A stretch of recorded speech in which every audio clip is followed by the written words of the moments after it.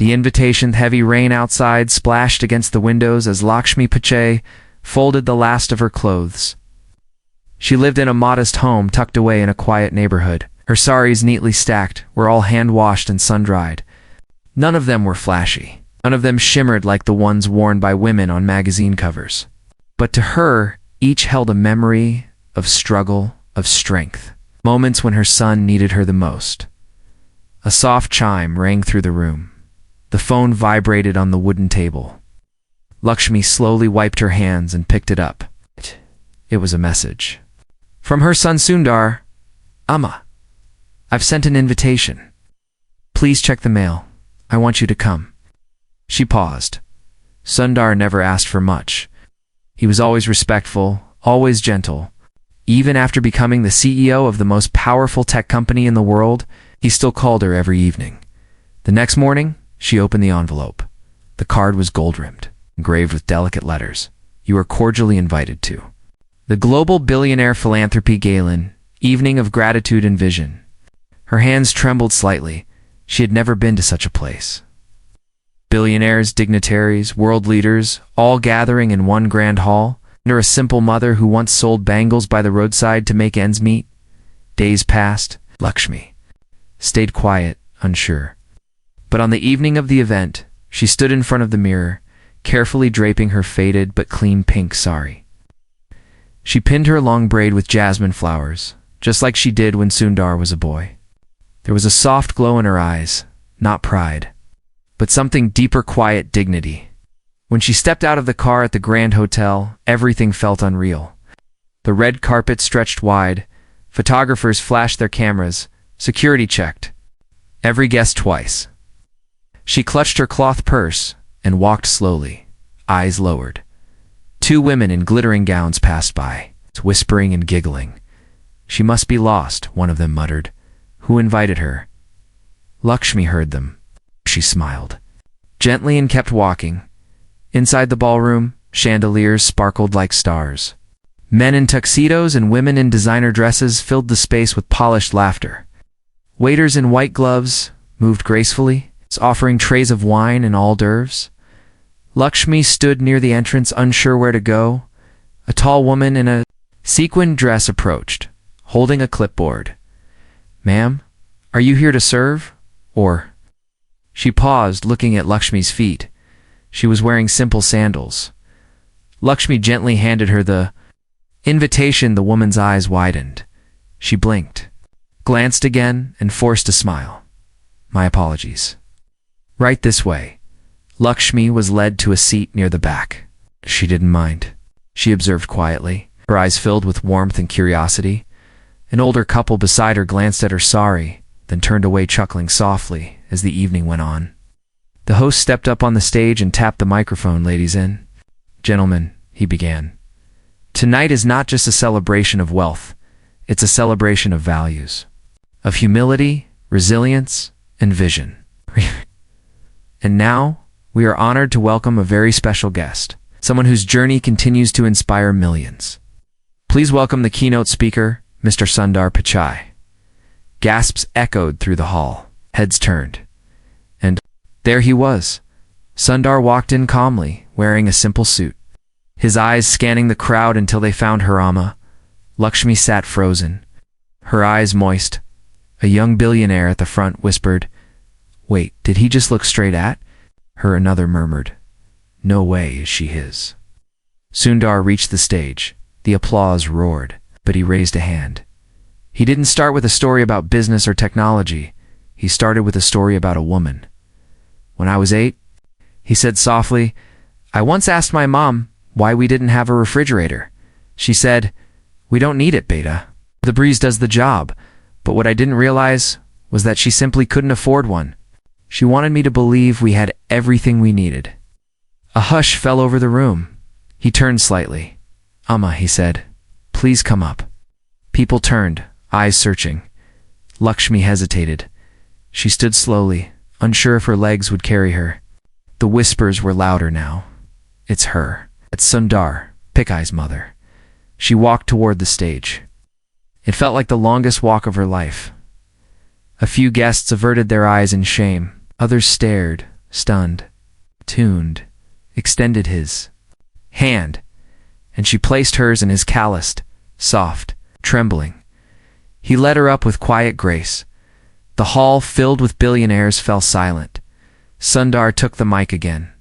This woman taught me resilience, humility, and how to dream big, even when we had nothing. She never asked for anything. Today, everything I have, everything I am, started with her. Lakshmi looked out at the crowd faces, now humbled jaws dropped, but just then, someone from the back shouted something. I don't believe it. This is all for show. The room tensed. Lakshmi turned slowly. Standing in the corner was a man she hadn't seen in decades. A face she had hoped to forget, and, in his hand, he held something from her past. A shadow from the pasta deep, uncomfortable silence fell over the grand ballroom. The moment had been perfect, almost sacred. Sundar had poured his heart out in front of some of the most powerful people in the world, revealing the quiet force that shaped his life. And Lakshmi, standing beside him, felt a strange mix of pride and discomfort, not because of the attention, but because someone from the shadows had stepped forward, disturbing that fragile moment, the voice that cut through. The air was rough, bitter, and strangely familiar. This is all for show. The man barked again, louder this time. Don't believe everything you hear. People forget where they come from when they get rich. Lakshmi turned slowly and her breath caught. Her hands instinctively clutched the edge of her saree. He was older now, his hair thinner, face marked by years of something dark and unresolved. But Lakshmi recognized him instantly. Yagan. Once a neighbor, once a friend of her late husband. Once the man who had tried to destroy everything she had tried. To protect the room watched in confusion. Some turned to Sundar. Others stared at Lakshmi. Stepped forward, holding a crumpled, aged photograph in his hand. You don't remember this? He sneered, waving it. Or have you erased that part of your life too, Lakshmi? The voice caught in her throat. Sundar stepped down from the stage and positioned himself between Jagan and his mother. Sir, this isn't the time or place. But Jagan interrupted. You don't know half of what your mother did to survive. She kept secrets, even from you. Ask her, Lakshmi's heart thundered. The lights above felt hotter, harsher. The eyes of the billionaires weren't just watching now, they were judging. Sundar looked at his mother, gently placing a hand on her arm. Amma, what's he talking about? Lakshmi didn't speak. Instead, her eyes dropped to the floor, the weight of old memories dragging her backward into a time she had tried hard to bury. Many years ago. After Sundar's father had passed away suddenly, Lakshmi was left alone with 2 young sons and no income. She worked day and night cooking, cleaning, stitching clothes for neighbors, anything that paid a few rupees. There were days when she had to choose between buying vegetables or saving for her son's school books, and during those darkest months, Jagan had offered help, but his help had strings attached. He wasn't just a neighbor. He was a man who had once envied her husband's honesty and dignity. He saw her struggle not with compassion but as an opportunity. She remembered the evening clearly. Jagan had come to their door holding a bag of rice and some money. He said it was a gift. But when she tried to return it days later, he had smiled strangely and said, There's no need to return it, Lakshmi. But maybe you can do something for me. Lakshmi had slammed the door in his face. From that day on, Jagan had turned bitter. He spread rumors in the neighborhood. He mocked her children. And one day he disappeared, only to reappear no years later. With old anger still burning in his eyes. Back in the present, Lakshmi slowly reached for the photo in his hand. It was a picture of her taken without her knowledge long ago. She was holding little Sundar standing outside their tiny house. Jagan had probably kept it all these years as some twisted proof of the life she had escaped. The crowd didn't know what to believe. Lakshmi looked up. Her voice, though quiet, was steady. Yes, she said. I know him. He was there when I had nothing, but he never helped me. Not truly. He tried to make me feel ashamed of my dignity. And today, he is trying again. But I am not that scared woman anymore. A gasp rose from the audience. Sundar's eyes locked on his mother's. Amma, why didn't you ever tell me? Lakshmi smiled sadly. Because I wanted you to grow up free, not tied down by bitterness or pain. I carried that burden so you didn't have to. Sundar closed his eyes briefly, overwhelmed. But Jagan wasn't done. You think you're better than all of us now? He barked. Ranger simple. Sorry. Like it makes you holy? You should have been honest from the start. And that's when someone unexpected spoke. A woman in the front row, dressed in a sharp navy dress, the press badge on her chest, stood up. I'm sorry, she said. I'm a journalist, but I can't stay silent. Mr. Jagan, are you saying this mother should have shared her private trauma publicly, just to prove she was worthy of being here? Jagan hesitated. The woman continued. I've covered dozens of billionaires, their charity, galas, their speeches. But what I heard tonight was real. It was raw, not rehearsed. She doesn't need to prove anything. The audience burst into soft applause. Sundar looked at the woman gratefully. Lakshmi, still holding the photo, gently folded it and returned it to Jagan. Keep it, she said. If it reminds you of who I was, then maybe it will help you see who I am now. Jagan's expression darkened. He opened his mouth to reply, but a strong voice echoed from the back of the room. Enough. Heads turned, walking slowly through the crowd, his steps calm but firm. Was none other than the guest of honor Prime Minister Modi ji. Lakshmi's knees nearly buckled. She had seen him only on TV, never in person. But now, he was walking toward her, eyes fixed on her face. The audience rose in respectful silence. He reached the stage, nodded briefly at Sundar, then turned to Lakshmi.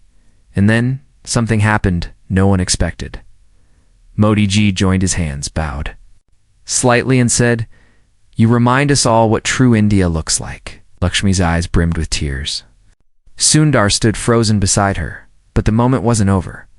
Modi ji turned to the audience and said, This gala was meant to honor wealth, but tonight, I believe we have witnessed something far more valuable. And that is grace in the face of humiliation. Jagan, now visibly rattled, turned and stormed out of the hall. But as he did, he dropped something. A letter addressed to Lakshmi. Sundar bent down and picked it up. He opened it slowly as his eyes moved over the lines. His face changed confusion, turning into shock. He turned to Lakshmi, voice shaking. Amma, what is this? Lakshmi looked at the letter and went pale, because it wasn't from Jagan. It was from someone she never wanted to face again. Someone even Sundar didn't know existed. And the letter said, I know the truth about your son. The letter's golden glow of the ballroom seemed to fade into the background as Sundar stared at the letter. It felt like the floor beneath him shifted, like everything that had just happened. The applause, the speech, even Modi ji's praise suddenly didn't matter anymore. The only thing he could hear was the faint rustle of paper in his hands. The letter was short, handwritten, and smelled faintly of old paper and dust. Its ink was slightly smudged, but the words were clear. I know the truth about your son. You hid it from him, but he has the right to know. I won't stay silent anymore. No name, no return address. Only the harsh weight of implication. Lakshmi stood still beside him, her face unreadable. Her hands were clasped tightly in front of her, as if holding on to something invisible just to keep herself standing. Sundar turned toward her slowly. Amma, what is this? For a moment, Lakshmi said nothing. She looked down at her feet, then out across the room filled with wealthy strangers, glinting jewels, polished shoes, and unfamiliar eyes, and then she looked at her son. The boy she had raised with so much care. The boy who now stood taller than the world but still looked at her like he was searching for home. She took a slow breath. Come with me, she said softly. Not here. Not now. 20 minutes later, in a quiet lounge room at the back of the gala venue, Lakshmi sat across from Sundar, the letter lying flat on the table between them. The room was dimly lit, with only a soft lamp glowing in the corner. Outside, the sound of laughter and soft music continued, as if nothing had changed. But inside, Lakshmi's world was trembling. She didn't want this moment to come. She had. prayed for years that the past would stay buried, that the truth, painful and complex, would remain locked inside her heart where it couldn't hurt him. But the letter changed everything. She folded her hands in her lap and began to speak. "When you were born," she said slowly, "your father was overjoyed. We had nothing but you brought us hope. Light. He worked hard. I did too. But then was a time when he fell seriously ill. You were just a baby, and we had no money for treatment." Her voice cracked, and she paused. Sundar leaned forward, listening closely. "I went to every door," she continued. "I begged. No one helped, until I met a woman named Radha. She was kind, and she had connections. She helped us get your father admitted into a government hospital. But her help came with consequences." Sundar frowned. "What kind of consequences?" Lakshmi looked away. "She asked me to do something that broke me." There was a long silence. Sundar didn't push. He waited. Lakshmi took another breath, this time shakier. "She said she would get your father into the hospital and pay for his treatment, but in exchange, she wanted something from me. She wanted me to say that you were not my husband's son." Sundar's face froze. "What?" Lakshmi nodded slowly. "She said if I agreed, she would take care of everything. She told me she would keep the statement confidential, but needed it to manipulate another family matter she was involved in. It was all political. All for leverage. I didn't understand everything, but I knew one thing: you needed your father, and without that money, he would die." Her hands trembled. "So I signed the paper." Sundar leaned back in disbelief. "A paper that said I wasn't his son?" Tears welled in Lakshmi's eyes. "Yes, but only on paper.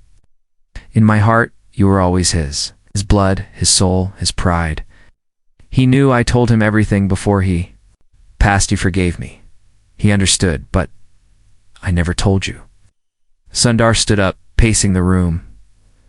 "Amma, this is... Why didn't you ever say anything?" "Because I was ashamed," Lakshmi whispered. "Oh, and because I didn't want you to question who you are. I didn't want you to grow up thinking your mother had to trade truth for survival. I thought if you never knew, you'd be free." He stopped walking and stared at her. "And now," Lakshmi looked up, her voice low and broken. "Now, I see. I was wrong." Sundar sat back down, the storm in his chest slowly settling into silence.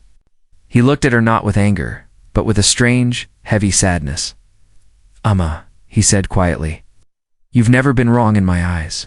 You've always done what you thought was right. And you did it alone." They sat together, the weight of the truth settling like fog around them. Meanwhile, back in the ballroom, the letter's exposure had stirred whispers. Journalists were already speculating. Who sent it? What does it mean? Is there a scandal? Some were discreet, others not. Outside the venue, Jagan paced restlessly in the parking area. He hadn't written the letter, but he had seen who dropped it. A woman, slim, dressed in a simple green saree. He hadn't recognized her at first, but now the memory clawed back. She was Radha's daughter. Why would she do this now? Jagan muttered to himself. After all these years, suddenly a sleek black car pulled up beside him. The window rolled down. Inside sat an elderly woman, poised, eyes sharp. "Get in," she said. It was Radha, back inside. Sundar and Lakshmi returned to the main hall. The event was wrapping up. Guests were slowly exiting, but the room still buzzed with low murmurs. Sundar took the microphone again, surprising everyone. "Ladies and gentlemen," he began, his voice steady, "earlier tonight, a letter was found. It claimed there's a secret about my identity. And now I want to say something." Lakshmi watched, breath held. "I learned something tonight," Sundar continued. "Not about where I come from, but about how far a mother will go to protect her child. The truth is important. But so is the reason behind silence." The crowd was silent. "So if anyone has questions," he added, "come speak to me directly. But don't mistake a mother's silence for shame. It was sacrifice." Applause rose again, this time deeper, more respectful. Lakshmi stood still, eyes glistening, heart aching. Just as they turned to leave, a voice came from behind. "Wait." They turned. Standing at the back was Radha, her presence made Lakshmi's spine stiffen. The room fell quiet. Radha stepped forward, her expression unreadable. "I wrote the letter," she said calmly. A gasp moved through the audience. "And I have more," she added, pulling out a folder. Sundar frowned.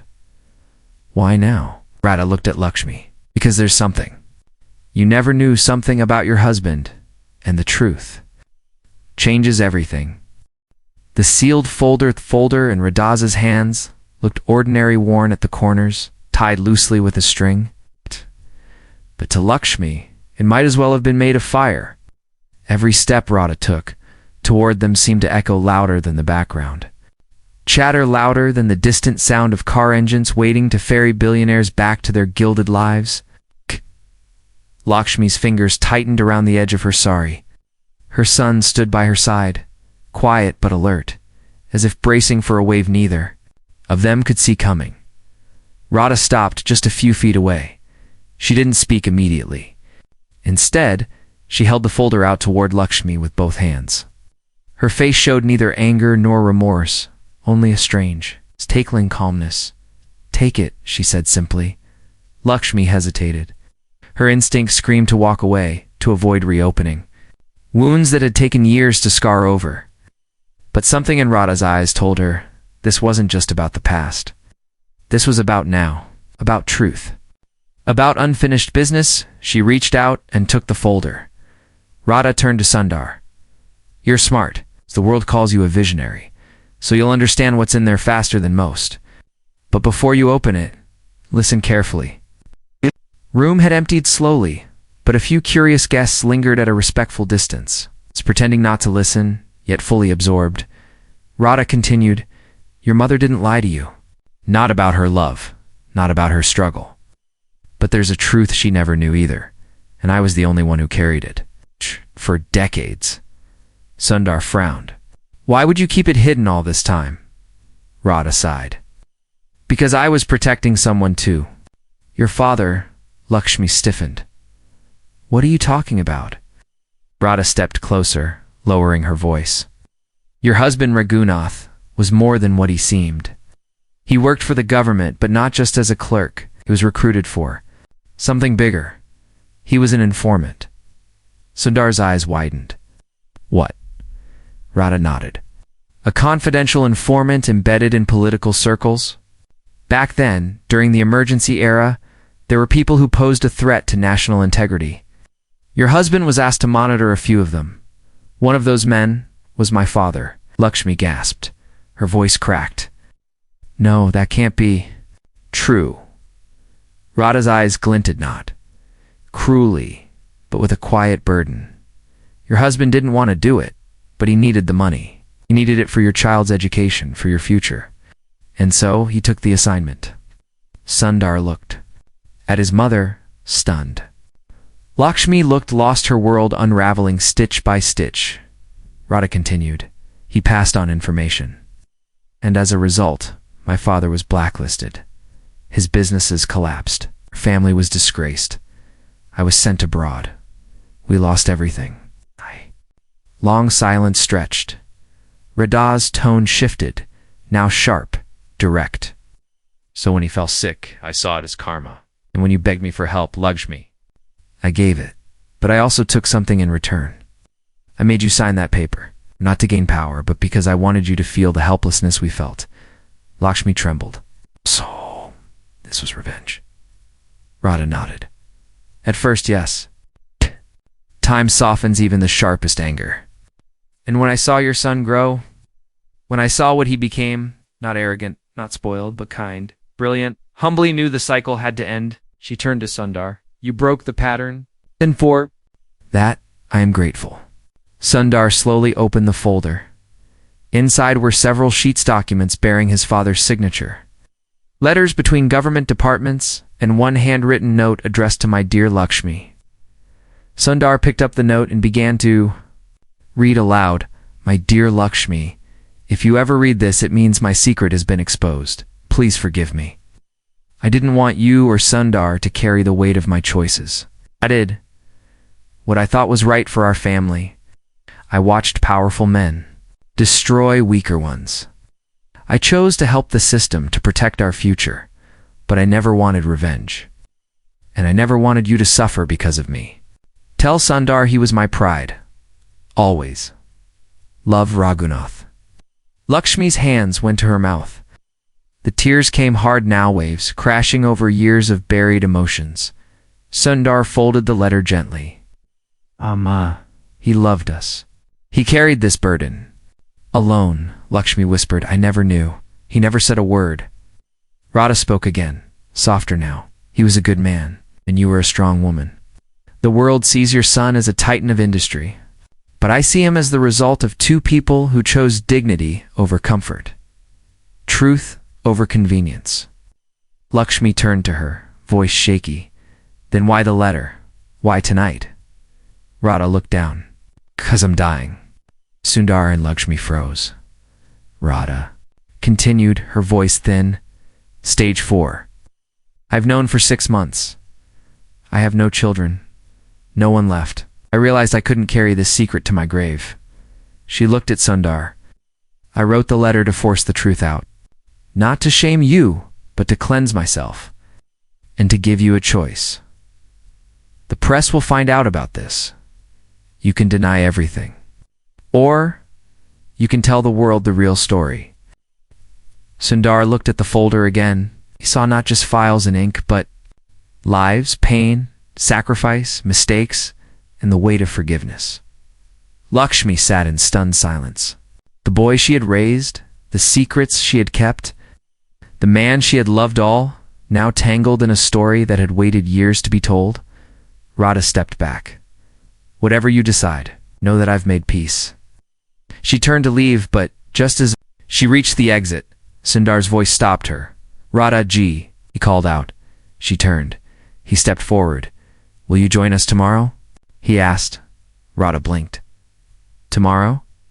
He nodded. I'm holding a press conference, not to explain, but to honor. 3 people shaped my life. My father, my mother, and you. And the world should know all of it. Radha's lips trembled. You would do that? Truth, Sundar said, deserves light. She gave a faint, grateful nod, then turned and disappeared into the night. The next morning, the world's media swarmed outside the headquarters of one of the most powerful tech companies on Earth. Rumors had already spread about a letter. A secret, a family revelation. Inside, Sundar sat with his mother beside him. Her sari, freshly ironed, glowed softly under the bright lights. In her lap, she held the note from her husband. It's folded neatly. Radha sat in the front row, pale but composed, as cameras flashed. Sundar stepped up to the podium. Today he began, I am not here as a CEO. I am here as a son. The room went. Still, my story began in a tiny house, with no fridge, no car, and very little money.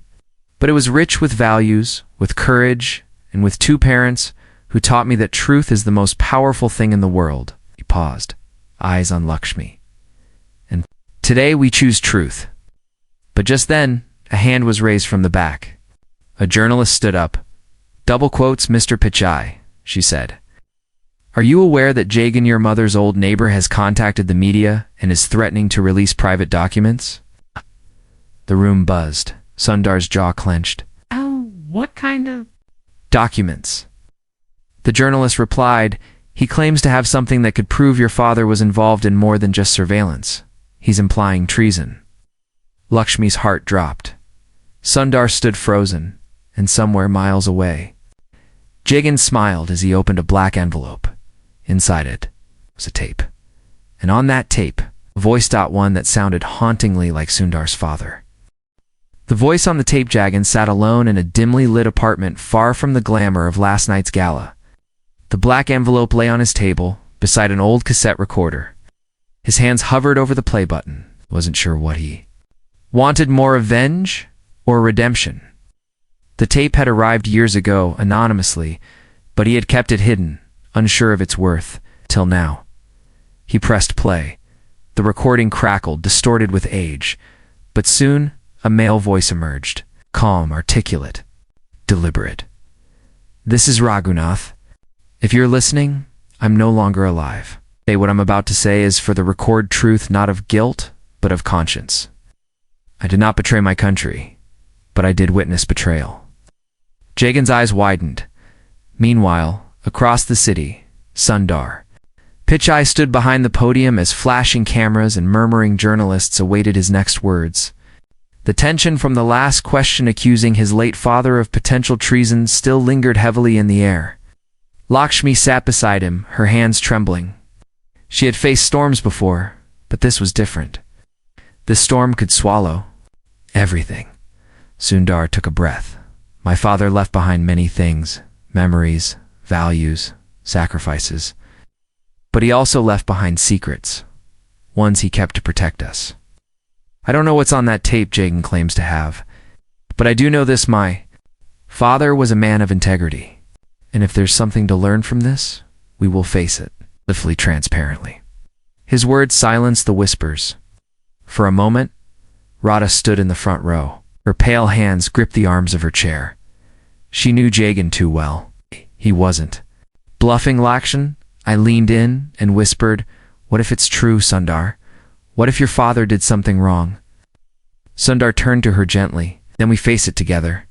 3 hours later, the tape was leaked online. Within minutes, news outlets across the world played the recording. I did not betray my country, but I did witness betrayal. The men I reported to, the ones who claimed to uphold democracy, were the very ones dismantling it behind closed doors. I sent in reports not to destroy reputations, but to protect lives. I exposed those who took bribes, who framed innocents, who manipulated data to win elections, and I paid for it. With silence, with exile, and with illness. I leave this not as a confession, but as a final act of resistance. For a moment, the world paused. The man once accused in a whisper was now revealed as a whistleblower. Within minutes, the hashtags shifted. From suspicion to admiration. #Ragunatruth. #Sundar Legacy.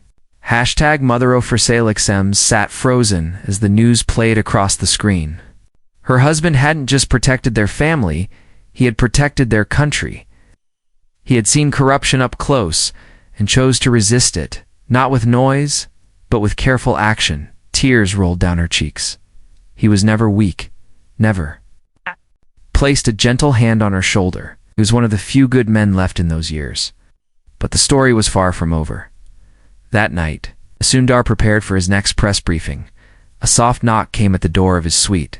He opened it to find a courier holding a package addressed to Mr. Pichai. Sundar took it cautiously. Inside was a thin folder marked with government stamps and a note. What your father exposed. It's only the beginning. He named names, and those names are still in power. His hands shook as he opened the folder. Inside were several reports, documents with seals from intelligence departments, names of officials, dates that matched the timeline of his father's secret operations. But what caught his eye wasn't just the list of corrupt politicians. It was one name at the very end. A high-ranking official from the current administration, and below that, scribbled hastily in a different handwriting, were the words, "They know who you are now. Be careful." Sundar turned to Lakshmi, who sat quietly sipping tea, still processing the whirlwind of revelations. "Amma," he said softly, "I think my father's work isn't finished." She looked up, puzzled. "What do you mean?" He handed her the folder. As she scanned the pages, her expression shifted from curiosity to dread. "These names," she whispered. "Some of these men are still in office." Radha, who had entered quietly, read over Lakshmi's shoulder. "He was building a case," she murmured. "A secret case. But he never got to finish it. And now the burden passes to you." Sundar sat down, folding his hands. "They'll try to stop this, if they haven't already." Radha looked grim. "You need protection, and you need to be strategic. You can't just release this to the public idol. Disappear within minutes. The ones on this list control half the media." Lakshmi placed a hand on his. "Then you must do what your father did," she said. Not loudly, but precisely, with courage and truth. Sundar nodded slowly. I'll do it, not just for him, but for every voice that was silenced. But before he could speak another word, his phone rang. An unknown number. He answered. A cold voice greeted him. Mr. Pichai, this is a friendly warning. Stop digging, or you'll regret it. The line went dead. Sundar stared at the phone, jaw tightening. Lakshmi reached for it, worried. Who was it? He looked at her, his voice steady. The people on that list. The next morning, the headlines were split. Half praised Sundar's courage in honoring his father's legacy. The other half hinted at scandal, asking whether the documents were even real. Meanwhile, in a hidden conference room inside a government building, several men sat around a polished oak table.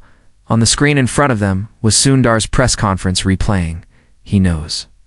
One of them muttered, and he's not backing down. Another nodded. Then we take control of the story. Before he does, a third man, older, more composed, lit a cigar. He's more dangerous than his father ever was. We'll give him a chance to walk away. He leaned forward, his voice icy, and if he doesn't, we bury him, like we buried the others. But little did they know Lakshmi had already heard those kinds of threats before. And this time, she wasn't going to let her son face them alone. As night fell, she took out an old notebook, the one her husband had hidden in their kitchen. Sealing for years inside it were names, dates, codes, and on the last page, a message. If they come for our son, fight. The mother, the son, and the legacythe light from the table lamp cast a golden hue across the pages of the old notebook. Lakshmi sat alone in the corner of the hotel's suite, slowly flipping through her late husband's handwriting. The paper smelled faintly of turmeric and dust. The pages were worn, some creased from years hidden behind wooden beams and forgotten tiles. Each page was a coda glimpse into a world she had never imagined her gentle Raghunith was part of. On the last page, she saw a list of names. Most were marked with simple dots or dashes. 3 names had been circled. Those names now sat in high positions in government, in media, in law enforcement, and suddenly it was clear. Her husband had not been a victim of fate. He had been silenced. When Sundar returned from his late-night strategy meeting with his legal team, he found his mother still reading. Amma, he said softly, you should be resting. Lakshmi looked up with calm determination. No beta. There's no rest for truth. He pulled up a chair. We'll go public, but carefully. It's with full verification. The legal team's already preparing the case. The Whistleblower Foundation will help us release the documents globally. And journalists abroad ones they can't. Control will cover the story. Lakshmi nodded. Good. But there's one more thing. She handed him the notebook. This, she said, is your father's voice, and it's time the world heard it. Sundar took the notebook into his hands like a sacred object. His throat tightened. How long have you had this? Since the night before he died, she said. He told me to keep it safe, in case anyone ever came after you, and now they have. Radha entered the room then, looking tired but focused. She carried a laptop and a USB drive. We're ready, she said. This drive has encrypted copies of the notebook, the documents, and the tape. We'll release everything at dawn. But as the first rays of sunlight touched the glass towers of the city, something unexpected happened. The national news channels went dark. First 1, then 3, then all. Emergency broadcasts replaced regular programming. Anchors with stiff expressions read from scripts that denied the document's authenticity. Statements from anonymous investigators claimed the tape was doctored, the documents fabricated. A government spokesperson appeared on screen, calling the entire story an elaborate hoax orchestrated to destabilize the country. Sundar stood in front of the TV, jaw clenched. They're going all in, he muttered. Lakshmi walked in with a tray of tea and quietly switched off the screen. Then so will we, she said. Your father fought without the world knowing. But you have the world watching. Radha nodded. We launch our press conference in 30 minutes. It's live streamed on every independent channel that hasn't been shut down. Sundar looked at the 2 women, his mother and his unlikely ally. both battle-worn but unshaken. At 7 a.m. sharp, the live stream began. Not from a glossy media room, not from a corporate studio, but from the front steps of their old home. The house where Sundar was raised. Sundar stood behind a wooden podium, the old notebook in one hand, a single jasmine flower pinned to his jacket. Lakshmi stood beside him in her faded pink saree. Radha sat quietly nearby, her eyes scanning the quiet crowd of supporters and press. "This is not a press conference," Sundar began. "This is a memory and a promise." He held up the notebook. "This belonged to my father. It holds not secrets but truths. Truths that were buried because they made powerful people uncomfortable." He read a passage aloud. "When a man decides to protect his country from the inside, he becomes invisible, not because he lacks value, but because his courage is too inconvenient to acknowledge." He paused, his voice cracking slightly. "Today, I honor him, not just as a father, but as a citizen. And I invite everyone who has ever been silenced, overlooked, or threatened to stand with us." The live stream numbers climbed. Millions watched, some in tears, some in awe, within hours. Major international outlets picked up the story. Trusted independent journalists verified the documents. Former intelligence officers came forward. Experts authenticated the tape. The notebook Raghunath's quiet journal of resistance became a symbol of moral defiance. But the government didn't back down. They issued a formal notice, summoning Sundar for questioning. His team urged him to ignore it, but he refused. "We can't fight in shadows," he said. "We must face them directly." He arrived at the government building, not in a limousine, but in a simple car, wearing no suit, no tie, only his father's watch on his wrist and his mother's strength in his heart. Lakshmi waited outside the gates for hours. Finally, as dusk settled, the doors opened. Sundar stepped out.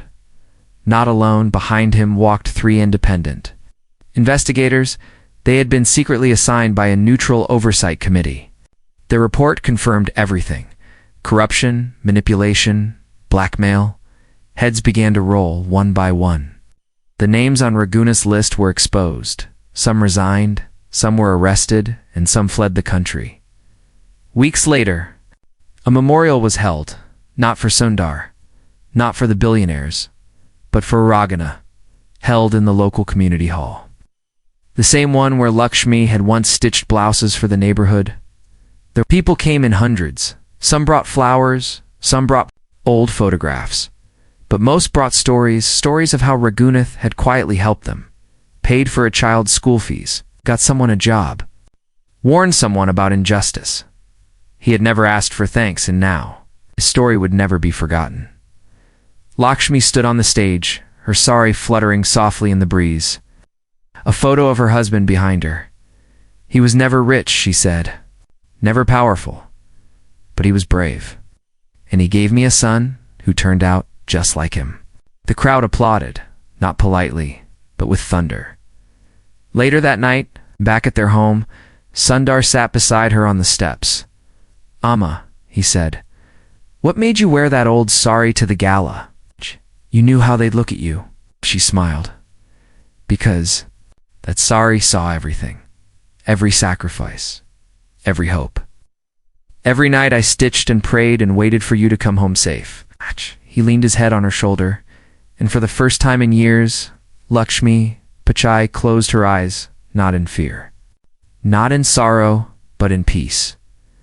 Outside, the jasmine bloomed, and the world, for once, felt quiet.